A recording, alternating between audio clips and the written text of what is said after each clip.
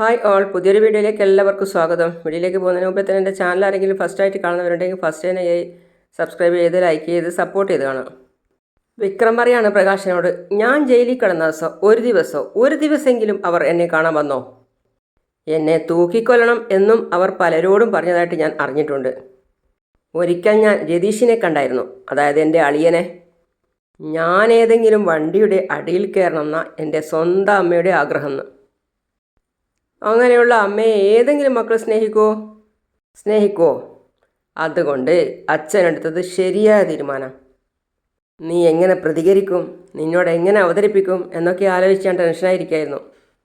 എങ്കിലും മക്കളെ, ഇത് അച്ഛനെടുത്ത തീരുമാനമല്ല, ആ കാർത്തിക മോളെടുത്ത തീരുമാനം. എൻ്റെ അച്ഛാ, ഇത് ഗോൾഡൻ ചാൻസ് ആണേ, വിട്ടുകളയല്ലേ. അച്ഛൻ കാർത്തിക ചേച്ചിയുടെ അമ്മയെ കല്യാണം കഴിച്ചാൽ നമ്മൾക്ക് ഈ കുടുംബത്തിൽ പിടിമുറുക്കാൻ പറ്റും.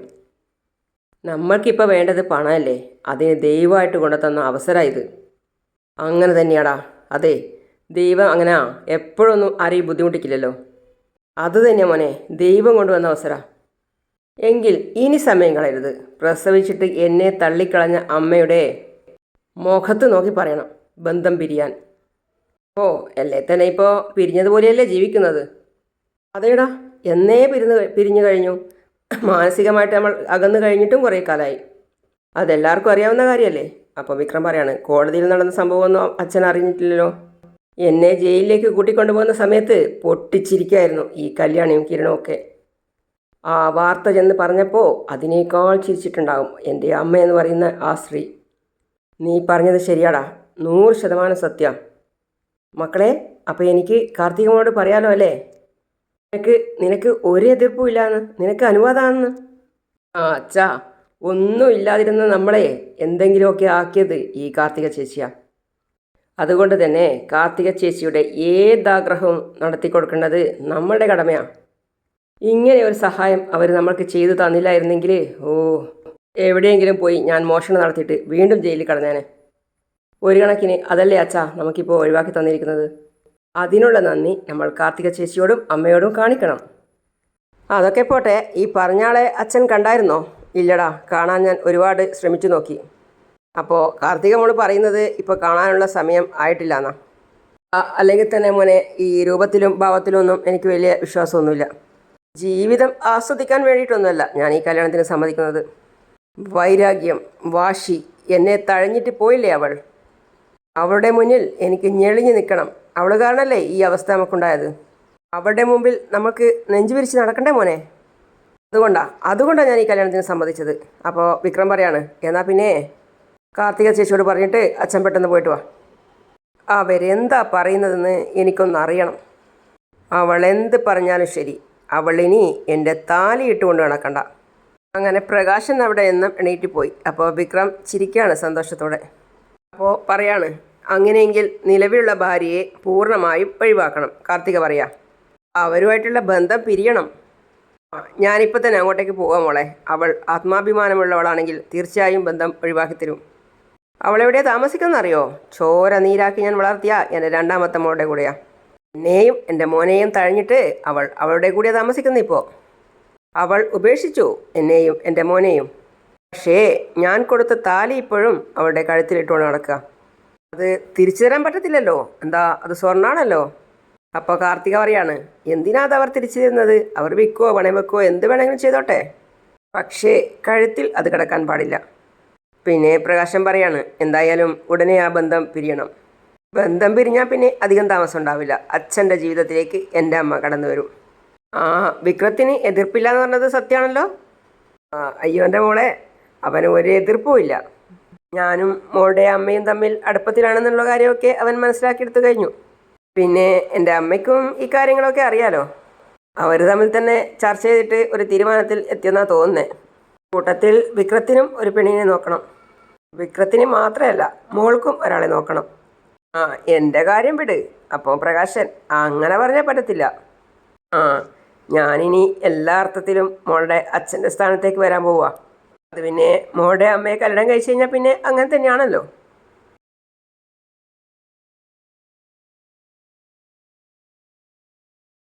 അല്ലേ മോളെ? അതൊക്കെ നമുക്ക് നോക്കാം. ആദ്യം ആ ദീപ എന്ന് പറയുന്ന ദുഷ്ടയായ സ്ത്രീയോട് ഒഴിഞ്ഞു പോകാൻ പറ. അവരൊരിക്കലും അച്ഛന് ചേർന്ന ഭാര്യയല്ല. ആ അത് കല്യാണം കഴിഞ്ഞപ്പോഴേ എനിക്കറിയായിരുന്നു. അതുകൊണ്ടാണ് അവരുടെ ആദ്യത്തെ രണ്ടും പെൺമക്കളായിപ്പോയത്. അപ്പം കാർത്തിക പറയാണ്, അതുകൊണ്ട് എന്താ അച്ഛാ കുഴപ്പം? പെൺകുട്ടികൾ നല്ലതല്ലേ? ആ അല്ല അല്ല, അത് പൊതുവെ പെൺകുട്ടികൾ 100% നല്ലതാ. പക്ഷേ അവളുടെ ഈ പെൺകുട്ടികളുണ്ടല്ലോ, അത് അവളെ പോലെ തന്നെ വളർത്തി, വൃത്തികെട്ടവരായിട്ട്. ആകെ കൂടി എനിക്ക് തുണയായത് എൻ്റെ മോൻ മാത്രമാണ്. ഇന്നത്തെ കാലത്ത് അച്ഛനമ്മമാരെക്കാളും ആൺകുട്ടികളെക്കാളും അച്ഛനമ്മമാരെ നോക്കുന്നത് പെൺകുട്ടികളല്ലേ? അങ്ങനെയാണ് എല്ലായിടത്തും. പക്ഷേ എൻ്റെ വീട്ടിൽ മാത്രം തലതിരിഞ്ഞു പോയി മോളെ. ഞാനിപ്പോൾ തന്നെ വെച്ച് പിടിക്കുക ആ കിരണിൻ്റെ വീട്ടിലേക്ക്. ഒരു തിപ്പാടം വരക്കാനെന്ന് പറഞ്ഞ് ഡൽഹിയിലേക്ക് പോയിട്ടുണ്ടല്ലോ. എന്തായാലും എൻ്റെ മുൻ ഭാര്യ ദീപ വീട്ടിൽ തന്നെ അവൾ കാണും. അവളുടെ മുഖത്ത് നോക്കി വേണം കാര്യം പറയാൻ. ശരി മോളെ, അധികം വൈകിപ്പിക്കുന്നില്ല. അങ്ങനെ പ്രകാശൻ കാർത്തികയുടെ മഞ്ഞ വണ്ടി എടുത്തിട്ട് അവിടത്തേക്ക് പോയി, ദീപയുടെ വീട്ടിലേക്ക്. ദീപ വന്ന് കതക് തുറന്നപ്പോൾ തന്നെ കാണുന്നത് പ്രകാശനെയാണ്. ഓ, നിങ്ങളായിരുന്നോ? എന്തേ എന്നെ കണ്ടിട്ട് നിന്റെ കണ്ണിനെ പിടിച്ചില്ലേ? മാച്ചിങ്ങാ, എനിക്ക് നിന്നെ കാണുന്നതേ കലിയ. പിന്നെ എന്തിനാണാവോ വന്നത്? കോളം തെയ്യട്ടെ. അപ്പോഴാണ് അയാളുടെ മൂത്ത മോളും ഭർത്താവും വന്നത്. അപ്പോൾ പറയാണ്, വന്നാട്ടെ. അപ്പോൾ അവൻ പറയാണ്, ഇതാര്, നമ്മളെ അമ്മായി അച്ഛനോ? എടാ, മുൻ അമ്മായി അച്ഛൻ തന്നെടാ മുൻ മരുമോനെ. ചില കാര്യങ്ങൾ പറയാനും ചില കാര്യങ്ങൾക്ക് തീരുമാനമെടുക്കാനാണ് ഞാൻ വന്നത്. അതിനെന്തിനാ ഇങ്ങോട്ട് വന്നത്? ഇങ്ങോട്ട് വരേണ്ട കാര്യമുണ്ടെങ്കിൽ ഇങ്ങോട്ട് തന്നെ വരണ്ടേ? എനിക്ക് നിൻ്റെ അമ്മയെ വേണ്ടാന്ന് ഞാൻ നേരത്തെ തീരുമാനിച്ചതാ. പക്ഷേ അതിന് നിയമപരമായിട്ടൊരു സാധ്യത വേണമല്ലോ. അതുകൊണ്ട് എനിക്ക് ഡൈവോഴ്സ് വേണം. അല്ലല്ല, ഡിവോഴ്സ്. എനിക്കത് വേണം. അപ്പോഴാണ് അങ്ങോട്ടേക്ക് കിരണും വന്നത്. അപ്പോൾ കിരണിനോട് അവൻ പറഞ്ഞ കേട്ടാ, ഇയാൾക്ക് ഡിവോഴ്സ് വേണമെന്ന്. അപ്പം കിരൺ പറയാണ്, ഇനി എന്തിനാ ഒരു ഡിവോഴ്സ്? അല്ലെങ്കിൽ തന്നെ വേർപിരിഞ്ഞ പോലെയല്ലേ കഴിയുന്നത്. അത് നീ പറഞ്ഞത് കറക്റ്റ്. പക്ഷേ കോടതി നമ്മളെ വേർപിരിച്ചിട്ടില്ലെങ്കിൽ അത് പിന്നെ വലിയ ബുദ്ധിമുട്ടാവില്ലേ? അതുകൊണ്ട് നിയമപരമായിട്ട് എനിക്ക് ഇവളുമായിട്ട് പിരിയണം. അപ്പോൾ രതീഷ് ചോദിക്കുകയാണ്, പിരിഞ്ഞിട്ട് എന്തിനാ? നിങ്ങൾക്ക് വേറെ കെട്ടാൻ പോവാണോ? വേറെ കെട്ടുകയോ കെട്ടാതിരിക്കുകയോ എന്ത് വേണമെങ്കിലും ചെയ്യും. അത് ഏൻ വഴി, തനിയേ വഴി. ഒരു പെണ്ണ് കെട്ടാനുള്ള ഗ്ലാമറൊക്കെ എനിക്ക് ഇപ്പോഴും ഉണ്ട്. ഇത് വലിയ തർക്കമുണ്ടോ ആർക്കെങ്കിലും? രതീഷ് ചോദിക്കുകയാണ്, അല്ല, പെണ്ണിനെ ഇഷ്ടമില്ലാതെ നിങ്ങളെങ്ങനെ പെണ്ണ് കെട്ടും? കെട്ടുന്നതൊക്കെ കൊള്ളാം, ഇനി ഒരു കുഞ്ഞ് വേണം എന്നാഗ്രഹിക്കരുത്. അത് ചിലപ്പോൾ പെൺകുഞ്ഞായാലോ? അപ്പോൾ പ്രകാശൻ, എടി, വിവരമുള്ള ആൾക്കാർ ഇവിടെ സംസാരിക്കുമ്പോൾ വിവരദോഷം പറയരുതേ. അതെ, എനിക്ക് നിന്നിൽ നിന്ന് ഒരു മോചനം വേണം. ദീപയോട് പറയാ. ഒരു മോയില്ലയോ? ഞാൻ എന്നേ നിങ്ങളെ മോചിപ്പിച്ചതാ. നിങ്ങളുടെ അടുത്തേക്ക് ഒരു കാര്യത്തിന് ഞാൻ വരുന്നില്ലല്ലോ.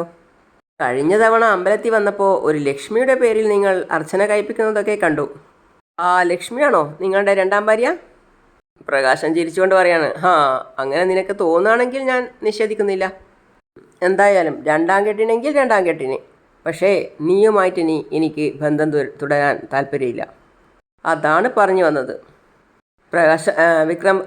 കിരൺ പറയാണ്, മോൻ്റെ 2 കല്യാണവും പരാജയമായില്ലേ? അതുകൊണ്ട് ഇനി അച്ഛൻ തന്നെ നേരിട്ട് ഇറങ്ങിയതാണോ? അതൊന്നും എനിക്ക് നിന്നോട് പറയേണ്ട കാര്യമില്ല. എത്രയും പെട്ടെന്ന് എനിക്ക് ഡിവോഴ്സ് വേണം. അതാണ് എൻ്റെയും എൻ്റെ മോൻ്റെയും എൻ്റെ അമ്മയുടെയും തീരുമാനം. അപ്പോൾ കിരൺ പറയാണ്, ഏതായാലും നമ്മളൊന്ന് ആലോചിക്കട്ടെ. എന്തിനാ മോനെ ആലോചിക്കുന്നേ? എനിക്കതിന് 100 വട്ടം സമ്മതാ. എടേ, ഇവൾക്ക് കുഴപ്പമില്ലല്ലോ, പിന്നെ നിനക്ക് എന്തോ നിൻ്റെ കേടാടേ ഞങ്ങളെ തമ്മിൽ ഒന്നിപ്പിക്കാൻ. മുൻ അമ്മായിയച്ഛ, നിങ്ങളുടെ വെറുത്ത മോളുടെ പ്രോഗ്രാമൊക്കെ കണ്ടായിരുന്നോ? എന്തോന്ന് പ്രോഗ്രാം? ഞാൻ അറിഞ്ഞോന്ന്. അപ്പോഴാണ് കല്യാണിയുടെ ഏച്ചി, അതായത് പ്രകാശൻ്റെ മൂത്ത മോൾ ചോദിക്കുന്നത്, അറിഞ്ഞോന്ന്? ലോകം മുഴുവനും അറിഞ്ഞു അവൾക്ക് അംഗീകാരം കിട്ടിയത്. അപ്പോൾ പ്രകാശൻ പറയാണ്, അവൾക്ക് അംഗീകാരം കിട്ടിയാലെന്ത്, ഫ്ലൈറ്റിൽ കയറിയാലെന്ത്, ഫ്ലൈറ്റിൽ നിന്നെടുത്ത് ചാടിയാലെന്ത്, സ്വയം തൂങ്ങിച്ചത്താലെന്ത്, ഇതൊന്നും എന്നെ ബാധിക്കുന്ന വിഷയങ്ങളേ അല്ല. പക്ഷേ പടിയടച്ച് പിണ്ടം വെച്ചവൾ എന്നും പടിക്ക് പുറത്തു തന്നെയാണ്. അത് മാത്രമല്ല, അവളെ സ്നേഹിക്കുന്ന എല്ലാവരും, നീയും പ്രത്യേകിച്ച് നീയും നിന്റെ കുറ്റം എന്തെന്നറിയോ? നീ അവളെ ജനിപ്പിച്ചു. അവളുടെ അമ്മയായിപ്പോയി നീ. അതുകൊണ്ട് നീയുമായിട്ട് ഇനി ബന്ധം തുടരാൻ എനിക്ക് താല്പര്യമില്ല. അതെ, ഞങ്ങളെ കല്യാണിയും കൂടി വന്നിട്ട് ഒന്ന് ആലോചിച്ചിട്ട് പറയാം, കിരൺ പറയാം. ഛേ, ഇവൻ്റെ ഒരു കാര്യം. എടാ, എന്തോന്നാടാ ഇത്രയും ആലോചിക്കാനുള്ളത്? അവൾക്ക് സമ്മതമാണെന്ന് പറഞ്ഞില്ലേ? നിനക്കെന്തോന്നാ ഇത്ര ആലോചന? ഇരും നിങ്ങൾ വേറൊരു സ്ത്രീയെ വഞ്ചിക്കാൻ പോവുമല്ലേ? അത് വേണമെന്ന് ആലോചിക്കണമല്ലോ. അപ്പോൾ പ്രകാശൻ, അതെ, ഞാൻ വേറെ കെട്ടാനല്ല ഡിവോഴ്സിന് വേണ്ടി ഇപ്പോൾ നിങ്ങളുടെ മുമ്പിൽ വന്നിരിക്കുന്നത്. ഇവളുടെ കഴുത്തി കിടക്കുന്ന ആ താലിയുണ്ടല്ലോ, അത് കാണുമ്പോഴൊക്കെ എനിക്ക് എന്താ പറയുക, ഒരു ഒരു ഒരു ഇറിറ്റേഷൻ തോന്നുവാണ്. ആ താലി എനിക്ക് ഊരി വേണം. അതിനാ ഞാൻ ഇങ്ങോട്ട് വന്നത്. ഇതപ്പം തന്നെ കഴുത്തിൽ നിന്ന് താലി ഊരാൻ പോവാണ്. അപ്പോൾ കിരൺ പറയാണ്, അമ്മേ അത് വേണ്ട. ഡേ ഒരു നല്ല കാര്യം ചെയ്യാൻ പോകുമ്പോൾ അതിൻ്റെ ഇടയ്ക്ക് ഒരു തടസ്സം പറയാൻ നിൽക്കല്ലേ. തരട്ടെ, പൊട്ടിച്ച് തരട്ടെ, അല്ലെങ്കിൽ ഊരി തരട്ടെ. നിങ്ങളിപ്പോൾ പോ, ഞങ്ങളൊന്ന് ആലോചിച്ചിട്ട് തീരുമാനം പറയാമെന്ന് പറഞ്ഞല്ലോ. എടാ മനുഷ്യനായാൽ അല്പം നാണം വേണം. നീയൊക്കെ എന്താ കരുതിയത്? എൻ്റെ മോൻ ജയിലിൽ പോയി കഴിഞ്ഞപ്പോൾ ഞാനും എൻ്റെ അമ്മയും ഒക്കെ ഓടക്കുഴിയിൽ കിടക്കുമെന്നോ? എൻ്റെ അമ്മ അപ്പുറത്തെ വീട്ടിൽ ജോലിക്ക് പോകാൻ നിന്നപ്പോൾ നീയും നിൻ്റെ അംഗീകാരം കിട്ടാൻ പോയ മുതലില്ലേ, അവളൊക്കെ കൂടെ കണ്ട് കളിയാക്കി ചിരിച്ചു അല്ലേ? ഇതാ ഇവിടെയൊക്കെയാണ് അതൊക്കെ പതിച്ചത്. ഇനിയൊരു വരവൊക്കെ ഉണ്ടടാ രാജാവിനെ പോലെ എൻ്റെ മോൻ നിൻ്റെ മുമ്പിൽ. അന്ന് ചുറ്റും വായ്മൂടിക്കൊണ്ടിരിക്കാൻ പോകുന്ന ആരെന്നറിയോ? നിൻ്റെ ജോലിക്കാർ. അവരെയൊക്കെ സൂപ്പർവിഷൻ ചെയ്യാൻ വേണ്ടി പോകുന്നത് ഞാനും എൻ്റെ അമ്മയും ഒക്കെയായിരിക്കും. അതൊക്കെ കേട്ട കിരൺ എന്ന് പറയാം. കേട്ടോ കിരൺ സാറേ, ഇത്രയും കാലം എൻ്റെ കൂടെ താമസിച്ച് എന്നെ ബുദ്ധിമുട്ടിച്ച് എന്നെ വഴിയാധാരമാക്കിയതിന് നിനക്കൊരു സല്യൂട്ട് തന്നേ പറ്റൂ. കേട്ടോടി? Wife of Prakashan. നമസ്കാരം. പോട്ടെ. പ്രകാശൻ പോയി കഴിഞ്ഞപ്പോൾ കിരണിനോട് അമ്മ പറയാണ്, ഈ താലി ഞാൻ പൊട്ടിച്ച് അയാൾക്ക് എറിഞ്ഞു കൊടുക്കുമായിരുന്നല്ലോ മോനെ, പിന്നെ എന്തിനാ മോൻ തടഞ്ഞത്? വരട്ടെ അമ്മേ, അയാൾ ബന്ധം പിരിയുന്നത് അമ്മയ്ക്ക് സന്തോഷമാണെന്ന് എനിക്കറിയാം. ഞങ്ങൾക്കും അങ്ങനെ തന്നെയാണ്. എങ്കിലും അത്ര പെട്ടെന്ന് അയാൾ പറയുന്നതൊന്നും അങ്ങനെ അംഗീകരിച്ചു കൊടുക്കാൻ പാടില്ല. ഇതിൻ്റെ പിന്നിലുള്ള അയാളുടെ ബുദ്ധി എന്താണെന്ന് നമ്മൾക്ക് അറിയണമല്ലോ. എന്ന് മാത്രമല്ല, അയാളുടെ ഇപ്പോഴത്തെ ഈ ഉയർച്ചയിൽ അയാൾക്ക് എന്തോ ചതി പറ്റിയിട്ടുണ്ട്. അത് കണ്ടെത്തണം. അതൊക്കെ കഴിഞ്ഞു മതി ബന്ധം പിരിയൽ. അപ്പോൾ അവരുടെ മൂത്തമോൾ പറയാണ്, അങ്ങേര് രണ്ടാമത് കെട്ടാൻ പോകുന്നുള്ള കാര്യം ഉറപ്പാ, അതിനുള്ള പോക്കാ. അപ്പോൾ രതീഷും പറയാണ്, എടി അയാൾ 2 or 3 എത്രയെന്ന് വെച്ചാൽ കെട്ടട്ടെ. എന്നാലും കിരൺ സാറ് പറഞ്ഞതുപോലെ ഇതിൻ്റെ പിന്നിൽ എന്തെങ്കിലും ചതിയുണ്ടെങ്കിൽ അത് ഉടനെ കണ്ടെത്തണം. മിക്കവാറും അച്ഛനും മോനും ഒന്നിച്ചായിരിക്കും ജയിലിൽ പോകുന്ന എനിക്ക് തോന്നുന്നത്. എവിടെ പോയാലും ഞങ്ങൾക്കാർക്കും ഒരു വിഷമവും ഇല്ല. അത്രയ്ക്ക് മടുത്ത് രതിയേട്ടാ എല്ലാത്തിനെയും. പ്രകാശൻ വരുന്നത് കാത്ത് വിക്രം നിൽക്കുമായിരുന്നു. എടാ മോനെ, എല്ലാം അവതരിപ്പിച്ചിട്ടുണ്ട്. ഡിവോഴ്സിൻ്റെ കാര്യം ഞാൻ പറയുമ്പോൾ എൻ്റെ 2 മക്കളും അമ്മയും അവിടെ ഉണ്ടായിരുന്നു. അച്ഛാ, അവർ എൻ്റെ അമ്മയാണെന്ന് പറയരുത്. എനിക്ക് അങ്ങനെ ഒരു അമ്മയില്ലല്ലോ. അച്ഛൻ അങ്ങനെ ഒരു ഭാര്യയും ഇല്ല. എന്തായാലും സംഗതി നടക്കുമല്ലോ. എടാ, അങ്ങനെയൊന്നും പറയാൻ പറ്റത്തില്ല. ഡിവോഴ്സ് കഴിഞ്ഞാൽ ഉടനെ തന്നെ അച്ഛൻ കാർത്തിക ചേച്ചിയുടെ അമ്മയെ വിവാഹം കഴിക്കണം. അത് തരക്കേടില്ലാത്തൊരു കല്യാണം ആയിരിക്കണം. ആ കല്യാണ ലെറ്റർ അവർക്കൊക്കെ അയച്ചു കൊടുക്കുകയും വേണം. എടാ, എന്നാൽ പിന്നെ 2 കല്യാണം ഒരുമിച്ചായാലോ? അച്ഛൻ എന്താ ഉദ്ദേശിച്ചത്? എടാ, എൻ്റെ കല്യാണവും നിൻ്റെ കല്യാണവും 2 പേരുടെയും ഒരേ സമയത്തായാലോ എന്ന്. അത് വേണ്ടാന്ന് ഞാൻ പറഞ്ഞല്ലോ. എടാ, അങ്ങനെയൊക്കെയുള്ള തീരുമാനങ്ങളൊക്കെ എടുക്കാൻ വരട്ടെ. ഇപ്പോൾ ഒരുത്തി എന്നെ വിളിച്ചിരുന്നു. ആരാണെന്നും അറിയില്ല. നിനക്ക് പറ്റിയൊരു പെണ്ണ് ഉണ്ടെന്ന്. അപ്പോൾ അവൻ പറയാണ്, അച്ഛാ എടിപിടിയെന്ന് കല്യാണം വേണോ അച്ഛാ? 2 കല്യാണം കഴിച്ചു. ഒരുത്തിയാണെങ്കിൽ എന്നെ പറ്റിക്കുകയും ചെയ്തു. ഇനിയിപ്പം വീണ്ടും അങ്ങനെ ഒരുത്തിയാണെങ്കിലോ? പിന്നെ ഈ കിരണിനും കല്യാണിക്കും ഒക്കെ നമ്മളോട് ഭയങ്കര ദേഷ്യ. ഡ്രാമയാണെങ്കിലോ ഇതൊക്കെ? എടാ, എന്തായാലും ഈ കമ്പനി വെച്ചടി കയറാൻ വേണ്ടി പോവാടാ. എന്തായാലും നാളെ ഈ കമ്പനി നല്ല നിലയിൽ എത്തിക്കഴിഞ്ഞാൽ അതിൻ്റെ ഷെയർ നമുക്കാടാ. നമുക്ക് 50% ഷെയർ നമുക്ക് കിട്ടാൻ പോകുന്നത്. ആരാ നമ്മൾ? പ്രകാശൻ. കോടീശ്വരന്മാർ. പിന്നെ നല്ല മണി പോലത്തെ പെൺകുട്ടികളെ നിനക്ക് കിട്ടില്ലേടാ. അത് കഴിഞ്ഞിട്ട് പോരെ അച്ഛാ എൻ്റെ കല്യാണം. ആദ്യം നമുക്ക് വിശ്വാസമുള്ളവരെ വീട്ടിലേക്ക് കൂട്ടിക്കൊണ്ടുവരാം. കാർത്തിക ചേച്ചിയുടെ അമ്മയുടെ കാര്യം ഞാൻ പറഞ്ഞത് ഇപ്പോഴാടാ എനിക്ക് സമാധാനമായത്. നീ ഇങ്ങനെ വെറുതെ നിൽക്കുമ്പോൾ എനിക്ക് എങ്ങനെ സമ്മതിക്കും എന്നുള്ളൊരു കൺഫ്യൂഷനൊക്കെ ആയിരുന്നു. നിൻ്റെ അനുവാദം കിട്ടിക്കഴിഞ്ഞപ്പോൾ എനിക്ക് സമാധാനമായി. മക്കളെ, ഇനിയൊരു കല്യാണാലോചന നിന്നെ തേടി വരികയാണെങ്കിൽ നീ നോ പറയരുത്. അതാണ് എൻ്റെ അഭിപ്രായം. അത് നോക്കാം. എല്ലാ വർഷവും ആലോചിച്ചിട്ട് വേണം അങ്ങനെ ഒരു കല്യാണത്തിന് തീരുമാനമെടുക്കുക. എന്തായാലും ഈ ഡിവോഴ്സ് നടക്കുന്നത് വരെ എനിക്കൊരു സമാധാനമില്ല. ആകെപ്പാടെ ഒരു ടെൻഷൻ. അവർക്ക് നാണോ മാനോ ഉണ്ടെങ്കിൽ അത് നടത്തിത്തരും. അച്ഛാ, എനിക്കൊരാഗ്രഹം. ആ ഡിവോഴ്സ് നടക്കുന്ന അന്ന് അവരുടെ കഴുത്തിൽ കിടക്കുന്ന ആ താലി ഊരി എന്തായാലും വാങ്ങിച്ചിരിക്കണം. അവരങ്ങനെ അച്ഛൻ്റെ താലിയും കെട്ടി ഞെളിഞ്ഞ് നടക്കണ്ട.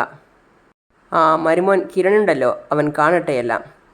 അങ്ങനെയൊക്കെ പറഞ്ഞാണ് ഇന്നത്തെ കഥ അവസാനിക്കുന്നത്. അപ്പോൾ അടുത്ത പുതിയ വിശേഷമായി വീണ്ടും കാണാം. അതുവരേക്കും സീ യു ഓൾ.